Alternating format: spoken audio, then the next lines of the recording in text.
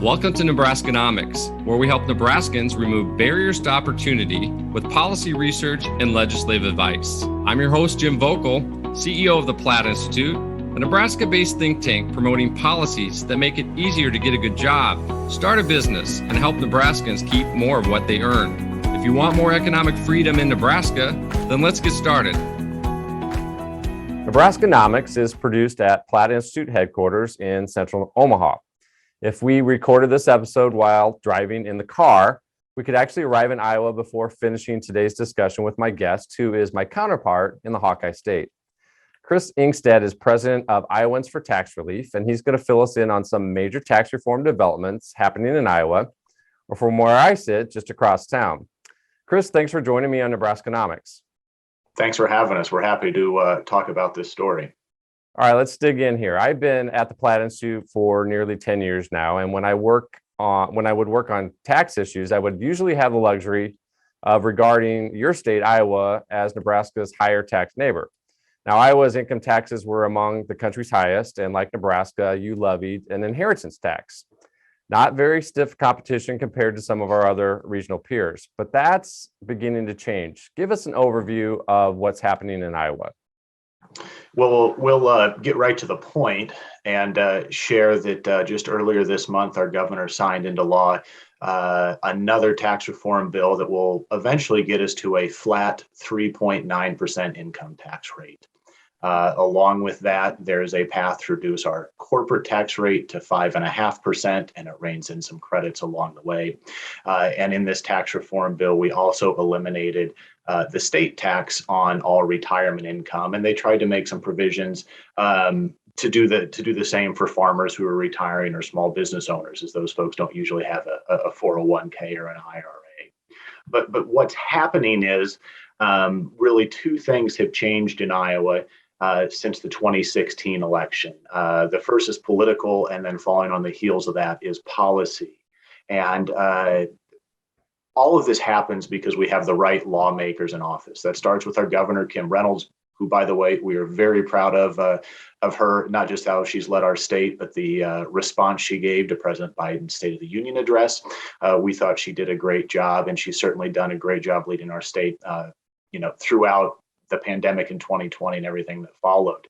But winning elections, having the right governor, and then having conservative control of both our Senate and House has made a big difference. Historically, Iowa has been a purple state at best, and the unified control of the trifecta maybe only lasted for a couple of years. But recently, Iowa has really looked solidly red, at least in terms of their election results. And so what that has meant has been, again, conservative majorities and a conservative governor coming out of the 16, the 18, and the 20 elections.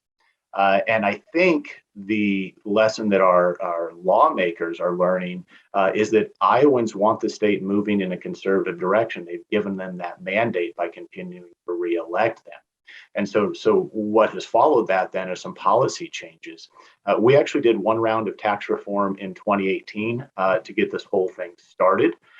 We came back last year and did some more work, and this year took a really big swing at this and really put us on a nice path. Again, we'll be at 3.9% within 3 or 4 years. And one reason that's been able to happen is because we've had legislators in Des Moines who are going to hold the line on spending growth. They're not cutting spending. They're just making sure it grows at a reasonable rate. And what that's led to was they've controlled spending, and our economy has been very strong. Almost a structural imbalance between how we collect money and how we spend it. We've had 3 years in a row now of huge budget surpluses, meaning over collection of taxpayers' money. And frankly, that's projected to continue for a while. Honestly, it was borderline immoral to keep collecting money at that rate. And so really what the legislature has done is they've now sort of bent the revenue curve down so that in a few years, the revenue we're collecting will really more closely match our spending needs and the things that are going to fund the priorities of the state. So the long answer short is we got the right people in office, and they've really learned to govern in a conservative manner. Well, I think a couple things are fair to say about our states. We both consider our states prosperous, or at least stable, And the second thing is change generally hasn't come easy. So what are the economic challenges Iowa is looking to overcome through the tax reform you just described? And do you have any insight about how Iowans view the tax reforms being made? I'll start with that second one first. Our foundation did some polling the last week of February, in fact, right before legislators voted for this. And I'm looking at the numbers here. It was a plus 33% favorable. So Iowans, by and large, certainly among Republicans or independents, really were in favor of this reform. Now, you're right that Iowa and Nebraska are similar in a lot of ways. I think our cultures and our ethos are very similar, and frankly, our economies are similar too. Right, importance on small towns and main streets and agriculture, as well as having Omaha and Des Moines are very similar too in our largest cities, and so there's a lot there. Jim, I think what we're going for is the same thing as you guys. Look, our states are not backsliding. They're not backsliding in terms of population. They're not backsliding in their population, but they're maybe not growing as much as we'd like. So I think a better tax code that we're building here in Iowa will help us grow our population. It will welcome businesses and employers to come to our state, and frankly, it'll help keep people here. Eliminating tax on retirement income was a very politically popular thing to do. And I can't tell you that people are going to stop going to Florida or Arizona or Texas for the winters. In fact, they probably will. But maybe that's just it. Maybe it'll only be for the winters, and they'll then stick around Iowa the rest of the time. There will no longer be a tax benefit to heading south year round. All right, there's always going to be people who will say tax reform is a failure, no matter how positive the outcomes may be. But tax policies, as we all know, saw it in Kansas, need to be sustainable. So how do you make sure Iowa doesn't backslide on these reforms, either because of financial errors or as the state's political leadership changes over time in the future? Sure. One, hopefully you crafted your tax plan in a prudent manner anyway. I believe in Iowa we did. For instance, we phased it in over a number of years. More importantly, states where tax reform in theory hasn't worked, it's not the tax reform that didn't work, it's the spending that didn't work. States where they want to point to it being a failure, it's because they didn't control their spending and they kept spending, frankly, wildly. Okay. In Iowa, I talked about we've had several years in a row of big budget surpluses, and we've got several years ahead of us where large budget surpluses are projected again. Frankly, we're cutting taxes from the excess already, and we're cutting it from the growth. We're not talking about cutting below an amount that would allow us to keep spending and funding our priorities. Also, in Iowa, we have something called the Taxpayer Relief Fund, which basically is what catches and holds on to those surpluses. So we have a cushion there. And part of this tax reform plan will wisely use dollars from that taxpayer relief fund. But even after it's all phased in, there will be a significant amount of money there. You can think of that as another rainy day fund, or you can think of it as a catalyst for more cuts in the future. But the whole key to this stuff is controlling the spending. And in Iowa, like most states, we're required to have a balanced budget. So the legislature, no matter who's in charge, can't go overspend. But your point about political leadership is a good one, and it goes back to what I started with: is you've got to have the right folks in office, and elections matter, and so Iowans and hopefully Nebraskans soon. Maybe we can have another conversation a year or two where I'm asking you the questions on what's going on and how you did it. But you've got to have the right people in office to keep leading your state in this direction. All right, let's shift to inheritance tax now. Nebraska and Iowa are the last two states west of the Mississippi River that have an inheritance tax. But starting in 2025, your state, that inheritance tax is going to go away forever for Iowans. We've observed, Chris, that there is a huge gap between the way Nebraska voters look at the inheritance tax, which is overwhelmingly negative, by the way, and the way some of our elected officials look at it. What was the process like in Iowa at deciding on a multi-year repeal of the inheritance tax, and does it contain any lessons that we can learn here in Nebraska? I think yes, to that. One, the comment you made, Jim, about the people, the voter, the taxpayers don't like the inheritance tax, but some legislators certainly do, reminds me of what our founder said. A lot of folks get elected with all the right intents, but once they get into office, they realize it's just too much fun to spend other people's money. And so you would be cutting off a revenue stream for some elected officials, and they just don't want to give that up. While acknowledging that the way Iowa administered their inheritance tax and Nebraska's are different, again, some of those similarities we talked about earlier, I think could be helpful here.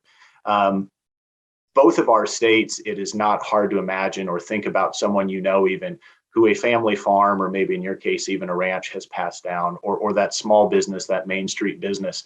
A farm or a business can be worth quite a bit.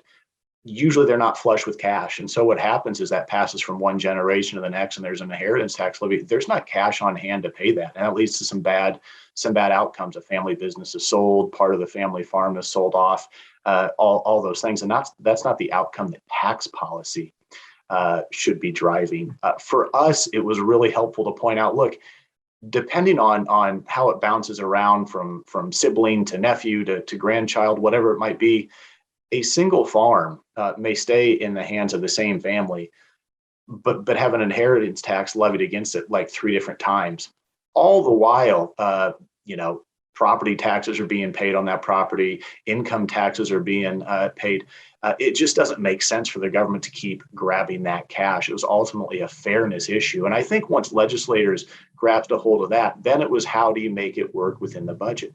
Again, it was a multi-year phase out on our standpoint, so that those elected officials could sort of accommodate less dollars coming in. Frankly, if we hadn't passed it this year, and if we hadn't passed it last year and it was on the table now, maybe we would have eliminated that in one fell swoop, but we did not, and that's okay.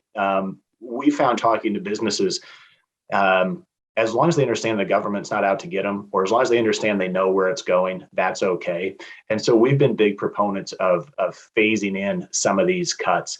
Folks know there's light at the end of the tunnel. They know it's moving in the right direction. And frankly, government, it's a little easier to accommodate those things being pieced in, as opposed to just the one big hit.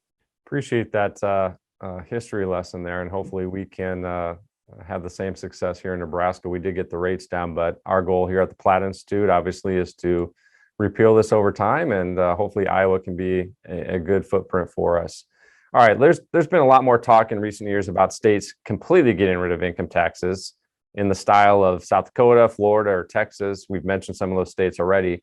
North Carolina is on track to eliminate its corporate income tax, and some think that the Tar Heel state might eventually even try to phase out the personal income tax. But that's speculative at this point. Arizona is often mentioned because it's already moving to a low flat tax, and like North Carolina, its population is growing pretty rapidly. But there are other states struggling to grow, like Mississippi, West Virginia, and Kentucky, that have lawmakers and some governors floating income tax repeal proposals. Do you see the flat tax in Iowa as a step to becoming more like South Dakota, or is it an end in itself? Yes, it's going to be one of those things. Look, let's think about the states with no income tax. No state that's ever had a full-on income tax has ever eliminated it. Some that maybe only had interest and dividends have been able to roll that back. So we're in a little bit of uncharted territory if we're talking a full-out repeal. No matter what we do, whether Iowa's final goal is total elimination, and that's fine with us. It's right in our name. We're here for those discussions, or just further reductions. Getting to a flat tax gives us the best platform to make further changes, because there's not then the discussion about how higher dollar levels or higher rates, who gets what. Everybody's the same fair flat tax, and that's the better platform to work from. Look, earlier iterations of the bill that passed in Iowa this year had mechanisms to keep those cuts going. Whether those cuts could ever get to zero or not, I don't know. Jim, you know as well as I do that the government, and we would even admit this, the government needs some level of revenue, right? And so if we just totally eliminate the income tax, that revenue has to go from somewhere. Maybe you're growing enough and your sales tax base is strong enough to take care of it. I know that Platt has been a really good partner of ours, looking at sales tax and exemptions, and maybe you broaden your base on some of those things. And again, those are discussions that we all should be having, and all the stakeholders in the state should be weighing in on. Ultimately, I think there's folks in Iowa who have plans to keep these cuts going. Whether they'll get to zero, whether that is a hard goal or more aspirational, I don't know. But look, if all goes well, and even with a little bit of leeway, once we get our flat tax phased in, we're probably going to have significant dollars in that taxpayer relief fund. It should serve to spur us moving forward. South Dakota, as you know, probably gets brought up a lot with that 0%. That sounds really good. I'll just tell you that 3.9 is a lot closer to zero than the 8.5 we are sitting at right now, and so we're thrilled to be moving in that direction with a good platform to keep it going. Chris, congratulations to you, your team, and all of your hard work, seeing it come to fruition in Iowa. And thanks for keeping us on our toes here in Nebraska, and for joining us today on Nebraskanomics. Appreciate all of that, Jim. Thank you. Thank you for listening to today's episode. If you want more economic freedom in Nebraska, please visit plattinstitute.org to make a donation to help fund our research and advocacy. Or you can subscribe to our newsletter and learn about today's most important issues facing Nebraskans. It's time to stop the status quo. Let's remove economic barriers and make Nebraskans proud.